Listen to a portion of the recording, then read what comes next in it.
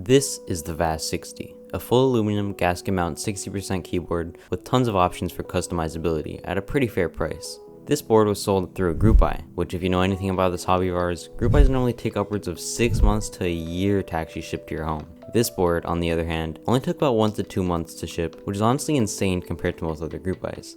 All this with its competitive price lets there being quite a bit of demand for round 2 of this keyboard, which is what I have here today for us to look at. But before that, I'd like to give a quick word for my sponsor, PCBWay. PCBWay is a company that specializes in basically everything custom. Keyboard or not, you can probably make it at PCBWay easily. They offer services for 3D printing, CNC machining, sheet metal fabrication, injection molding, and of course, custom PCBs all at competitive prices. So whether you want to build your dream one-off keyboard or just some random stuff, look no further than PCBWay. Alright, let's get into the video. The Vast60 R2, a full aluminum gasket mount 60% keyboard with multiple layout and PCB support. Here I have it in E-white colorway, though there was options for E-black, rose gold, red, and a polycarbonate version. The Vast R1 was priced at a moderate $160 without a PCB, and the R2 at $200 without PCB. At this price, it probably isn't the greatest value out there, but it definitely offers things that most boards don't. Just like the R1, this has an interchangeable top piece, which at the time of purchasing, you can choose between multiple options for different layouts such as win keyless, HHKB, right blocker, and the standard layout.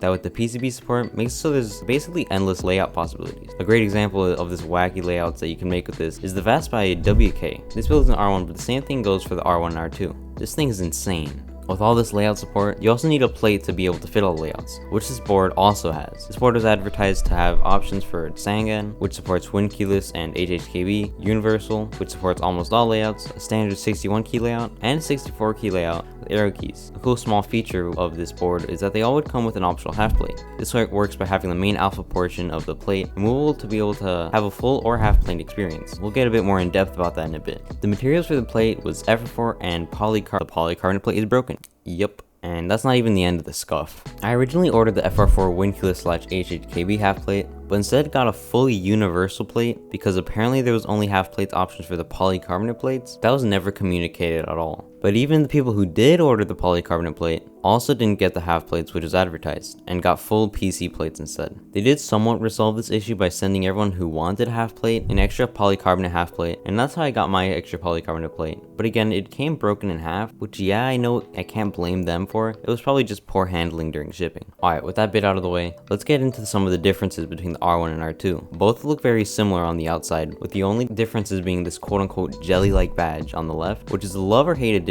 I personally really love it as it's a unique way to add a bit of flair to a 60% keyboard like this. Another external feature is the change of the back logo from a sort of eyeball to this new logo they have, which I honestly like the older logo for the Vast a bit better, but of course that's all just personal preference. Some new internal upgrades are mainly the inclusion of this internal brass weight, which while it doesn't have the nicest finish ever, still looks super great and contributes a lot to the sound of the board. There's also a small polycarbonate RGB diffuser for the logo on the bottom. The Vast R1 had a small issue with most of the layouts with blockers, where the USB port was aligned slightly wrong, and it led to some keycaps running against the blockers. And weirdly enough, ABB from CreateKeybs said that it was too late to fix the issue, and it probably still happened with the R2. But even weirdly-er enough, is that even a word? My R2 didn't have any issues, and I don't think anyone else encountered issues either. So it was fixed? Strange, but hey, I'm not complaining. The R1 included a bottom case foam and a plate foam, while the R2 was advertised to also include this thin foam layer to be stick to the back of the side of the PCB, similar to something like the Tempest tape mod,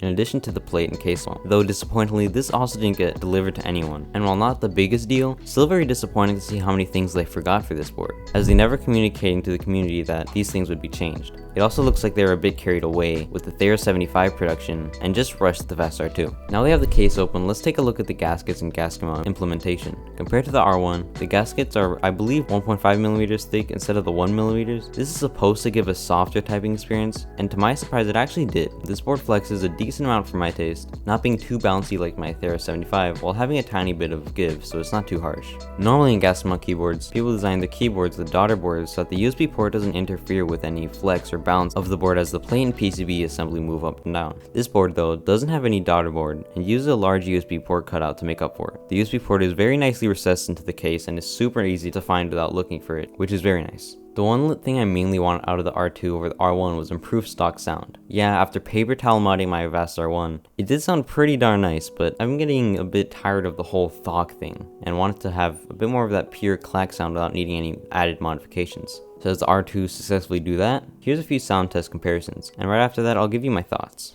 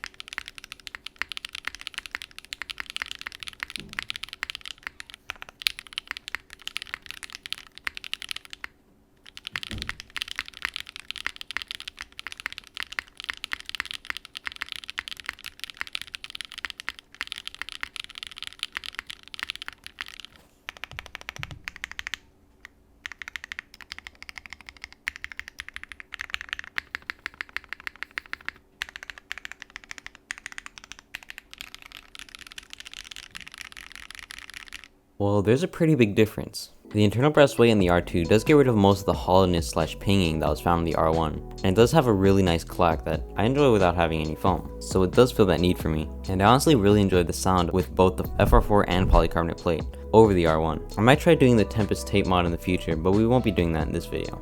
Overall, I really love this keyboard. In fact, it's my main keyboard currently, even over my Thera 75 and original Vast. And I think it'll stay this way for a while, since this board just fills out most of my needs. It is a bit unfortunate that this group by itself didn't go as smoothly as the R1 did, but the fulfillment was still only a little bit over 2 months, which is definitely really quick. I just wish it wasn't as scuffed as it was, because it did seem like Crate Cubes pushed out the Vast to the side as they were working on the Thera 75. But again, I still absolutely love this board, with the plate broken or not. So yeah, I think that's gonna be about the end of the video. I hope you guys enjoyed, and if you did, be sure to like and subscribe, as I'm trying to hit a pretty unrealistic goal of 1,000 subscribers before the end of the year. Be sure to check out my affiliate links in the description, and yeah, with that, hope you have a great day.